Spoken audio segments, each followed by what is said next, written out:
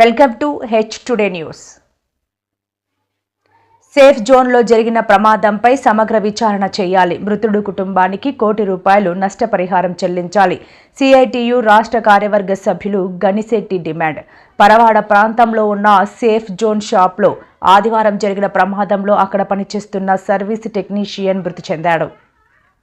అనకాపల్లి జిల్లాలో ఉన్నటువంటి పరవాడ ప్రాంతంలో ఉన్నటువంటి పరవాడ గ్రామంలో సేఫ్ జోన్ అనేటువంటి ఒక గ్యాస్ సంస్థ అనేటువంటి నెలకొల్పారు. ఈ గ్యాస్ అనేటువంటి ఫార్మా పరిశ్రమలు గ్యాస్ సరఫరా చేసేటువంటి సంస్థను ఇక్కడ నెలకొల్పారు.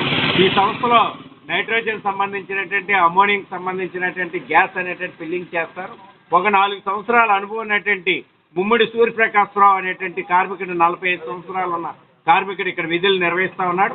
ఆయన ఒక్కసారిగా గ్యాస్ పేలుడుతో ఆయన మృతి చెందినటువంటి పరిస్థితి. విశాఖపట్నం కేజీహెచ్లో మృతదేహాన్ని పెట్టారు. మృతదేహాన్ని ఏదైతే పెట్టారో దానికి కేజీహెచ్లో పోస్ట్ మార్టం నిర్వహించి కుటుంబానికి అందజేయాలనే ప్రయత్నాలు జరుగుతున్నట్లుగా తెలిసింది. అందుకని కుటుంబానికి నష్టపరిహారం ₹1 చెల్లించండి, కుటుంబాన్ని ఆదుకోండి.